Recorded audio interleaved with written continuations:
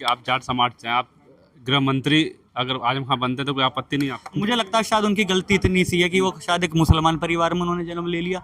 चुनाव आता है तब तो इन्हें हिंदू याद आता है, और जैसे ही चुनाव खत्म हो जाता है इन्हें वही हिंदू जातियों में बट के नजर आ जाता है। तुम दलित, तुम मुसलमान, तुम ठाकुर, तुम ब्राह्मण, तुम जाट, तुम। जब शिवपाल यादव ने कहा कि आजम खान को गृह मंत्री बनाएंगे, तो योगी आदित्यनाथ कहते हैं आजम खान वो हैं जिन्होंने एक ऐसी यूनिवर्सिटी बनाई है, जौहर यूनिवर्सिटी, जिनके नाम से जो आज़ादी के खिलाफ थे, जो मोहम्मद जौहर अली। क्या कहें? देखिए, आपको तो पता ही है कि ये संघ और भाजपा और जितने भी भाजपा के समर्पित कार्यकर्ता, इन सबको इतिहास की तो कोई नॉलेज है नहीं, और इतिहास इनका खुद का खराब है। शायद ये कुछ किताबें पढ़ लेते, इतिहास पढ़ लेते, तो इन्हें पता लग जाता कि जौहर अली साहब क्या थे, उनका आज़ादी में क्या योगदान रहा, और उन्होंने अपना जो क्या कहते हैं बलिदान दिया वो कैसे दिया। ठीक है। और रही बात आजम खान साहब के बारे में, तो शायद इन्हें इतिहास आजम खान साहब का भी पढ़ लेना चाहिए था। देखिए, उनकी सिर्फ गलती इतनी है कि शायद वो एक मुस्लिम परिवार में उन्होंने जन्म ले लिया। अगर इन्हें आजम खान साहब का इतिहास पता होता कि उन्होंने राजनीति की शुरुआत कैसे की, किस स्थिति में की, और अगर देखा जाए तो रामपुर को असली आज़ादी तो आजम खान साहब ने दिलवाई थी नवाबों के उससे। आजम खान का जैसे नाम आता है तो मुजफ्फरनगर का नाम जरूर लेती भारतीय जनता पार्टी। देखिए, आप तो जाट समाज से हैं। मैं भी उस क्षेत्र से बिलोंग करता हूं, तो और वहाँ हमारे भी कुछ रिश्तेदारियां हैं, तो हमें भी उस दंगे का पता है। वो दंगा जो आयोजित कराया गया था दो समाजों के बीच में, आज जो वो दंगा कराने वाले नेता भाजपा में किस किस पद पे रह लिए और कहाँ हैं कहाँ नहीं है, वो सबको पता है। और रही बात, मैं इसमें आपको भाजपा के चरित्र की बात बताता हूँ। जब वहाँ दंगा हुआ तो वहाँ हिंदू क्या जाट समाज के लोग जो जेलों में गए, तो ये भाजपा वहाँ सत्ता में कह के आई कि जब हम सत्ता में आएंगे तो हम सबको जेल से रिहा कराएंगे। आज भी वहाँ लोग, कुछ लोगों को वहाँ उम्र कैद की सज़ा हो गई, कुछ लोग आज भी जेल में पड़े हैं। और अगर ये आजम खान साहब का इतिहास जान लेते और आजम खान साहब के बारे में भी थोड़ा पढ़ लेते कि उन्होंने राजनीति की शुरुआत कैसे की, किस हालातों में की। मैं मानना हूँ इन्होंने तो सिर्फ देश आज़ाद कराया, लेकिन आजम खान साहब ने रामपुर आज़ाद करा। आप भी उस रामपुर क्षेत्र से बिलोंग करते हो, आपको भी पता है उस पुराने समय में जो नवाब थे वो कैसे लोगों पर अत्याचार करते थे। उनके खिलाफ आजम खान साहब ने चुनाव लड़ा और जीत कर आए, और आज देख लीजिए जब से वो जीत कर आए हैं, इतिहास है पूरे हिंदुस्तान में शायद हिंदू मुसलमान दंगा हुआ होगा, पर इतिहास है कि रामपुर में आज तक कभी हिंदू मुसलमान नहीं हुआ है। इतने बड़े बड़े दंगे चाहे देश में हुए, आज़ादी के समय में हुए या कुछ भी हुआ हो, लेकिन आज तक रामपुर का इतिहास है कि कभी वहाँ आजम खान साहब वहाँ के विधायक रहे, सांसद रहे, लेकिन आज तक वहाँ कभी हिंदू मुसलमान नहीं। लेकिन सवाल ये है कि आप जाट समाज से हैं, आप गृह मंत्री अगर आजम खान बनते तो कोई आपत्ति नहीं आपको? देखिए, पढ़ा लिखा व्यक्ति, शिक्षित व्यक्ति, विजनरी व्यक्ति है, जिसने इतनी बड़ी यूनिवर्सिटी की स्थापना करी सिर्फ किस लिए, ताकि गरीब बच्चों को शिक्षा मिल सके। बच्चे जो गरीबों के बच्चे अनएजुकेटेड रह जाते हैं वो शिक्षा पाएं और समाज में आगे बढ़ें और समाज की समृद्धि में अपना योगदान दें। तो अगर ऐसा व्यक्ति गृह मंत्री बन जाएगा तो शायद वो हो सकता है कि और कुछ अच्छे अच्छे विजनरी आइडियाज़ लाए, और प्रदेश जो आज इतने गड्ढे में जा चुका है शायद उसको उस गड्ढे से बाहर निकाल सके। पढ़ा लिखा व्यक्ति, पूरा परिवार पढ़ा लिखा, उनका बेटा पढ़ा लिखा है। आप तो बस एक सिर्फ मुसलमान का उनके वो एक बस, मुझे लगता है शायद उनकी गलती इतनी सी है कि वो शायद एक मुसलमान परिवार में उन्होंने जन्म ले लिया। यही आजम खान साहब अगर कहीं भाजपा में होता कुछ होता तो अभी इनके चरण चुंबक कर लेती है भाजपा। एक नहीं, आप लोग अगर हिंदू एक होते हैं ना तो 1500 में बात करी होगी, 1500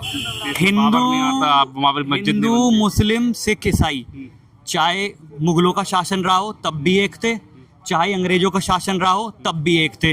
लेकिन अब जब से ये भाजपा का शासन आया है, अब इन्होंने, देखिए इस सरकार की क्या नीति है, जब चुनाव आता है तब तो इन्हें हिंदू याद आता है, और जैसे चुनाव खत्म हो जाता है इन्हें वही हिंदू जातियों में बट के नजर आ जाता है। तुम दलित, तुम मुसलमान, तुम ठाकुर, तुम ब्राह्मण, तुम जाट, तुम गुजर, और तुम दलित, और तुम कश्यप, ये, और फिर आपस में जातियों में बांट देते हैं। चाहूँगा ओबीसी समाज का हो चाहे दलित समाज का हो, आपको याद होगा जब अखिलेश यादव सीएम थे, मंदिर में गए तो गंगा जल से धुलवाया गया था। अभी खड़गे जी कांग्रेस के राष्ट्रीय अध्यक्ष हैं, दलित समाज साथ हैं, हल्द्वानी में जाते हैं, रामलीला मंच वहाँ पे भाषण देते हैं, तो रामलीला मंच को शुद्धिकरण किया राम सेना ने हवन कर। देखिए, यही तो इस भाजपा का दोहरा चरित्र है। अब देखा जाए तो देश के प्रधानमंत्री भी ओबीसी समाज से आते हैं, वो भी खुद को ओबीसी समाज से बताते हैं, वो भी राम मंदिर में शिलान्यास में गए, वो भी हर जगह शिलान्यास में जाते हैं, कहीं भी जाते हैं। फिर तो भाजपा को उनके वहाँ से निकलने के बाद तब भी क्या कहते हैं, शुद्धिकरण कराना चाहिए। यही तो इनकी दोहरी जो मानसिकता, जो इनका दोहरी मानसिकता है, वही तो है। ये सिर्फ आदमी, पार्टी, टैग देखते हैं। वही लोग, केशव प्रसाद मौर्य भी तो ओबीसी समाज से आते हैं, वो भी ये तो उन्हें ओबीसी समाज का बहुत बड़ा नेता बताते हैं अपनी पार्टी का।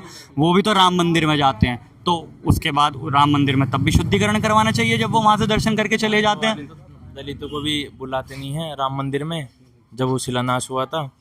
जो हमारे भारत देश की राष्ट्रपति जो है द्रौपदी मुर्मू जी, उन्हें नहीं बुलाते हैं, तो इससे बड़ा अपमान क्या है दलितों के लिए। दलित हर एक वर्ग परेशान है, हर एक वर्ग परेशान है भाजपा से, हर एक वर्ग परेशान है। बिल्कुल, शुद्धिकरण जो हो रहा है आजकल, शुद्धिकरण का चल रहा है, उस पर क्या? देखिए, शुद्धिकरण की अगर मैं बात करूं तो ये भाजपा की एक दोहरी नीति है। एक तरफ वो कहते हैं कि सारे हिंदू भाई भाई हैं। अगर सारे हिंदुओं को ये भाई भाई मानते हैं, हमारे देश का उत्तर प्रदेश एक ऐसा प्रदेश है जो सबसे बड़ा प्रदेश है। ये बात आप भी जानते हैं, हम भी जानते हैं, ठीक है। उसके पूर्व मुख्यमंत्री माननीय अखिलेश यादव जी जब अपना पद छोड़ते हैं तो वहाँ पे गौमूत्र से, गंगा जल से नहीं, गौमूत्र से पहले, फिर उसके बाद गंगा जल से उसकी सफाई करवाई जाती है कार्यालय की। ऐसा क्यों क्या करवाया जाता है, पता है आपको क्यों?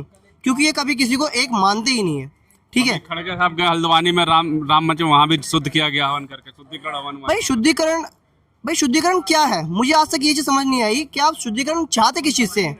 आप नेगेटिविटी से चाहते हैं, आप उनकी बातों की वजह से शुद्धिकरण करना चाहते हैं, या अपनी मानसिकता दिखाना चाहते हैं? शुद्धिकरण किस चीज से क्या लगता है? भाई हमें तो यही चीज पता है कि ये लोग जातिवादी लोग हैं, जातियों के विभाजन करते हैं, इसी कारण ये सारे कार्यक्रम करते हैं। भाई आप एक चीज बताइए कि आज एक हिंदू है, मुस्लिम है, एक दलित है, एक यादव है, सारे समाज का एक वर्ग है, उन लोगों में फूट डालने का काम कर कौन रहा है? एक तरफ तो आप कहते हो कि ये हमारे साथ हैं, फिर दूसरी तरफ आप जातियों को देख के मतभेद करते हैं, फिर ऊपर से आप बात करते हैं आरक्षण इन लोगों को आर्थिक आधार पर मिलना चाहिए। भाई आप डिस्क्रिमिनेशन भी तो उनका इनकी जाति के बिहाफ पे कर रहे हैं ना। आज ओबीसी को अगर 24%, 27% आरक्षण मिल जाता है तो आपके पेट में दर्द है। आरक्षण अगर दलित को 21% मिल जाता है तो आपको दर्द है। और यहीं 10% आरक्षण आपको ईडब्ल्यूएस के माध्यम से मिलता है तो आपको खुशी है।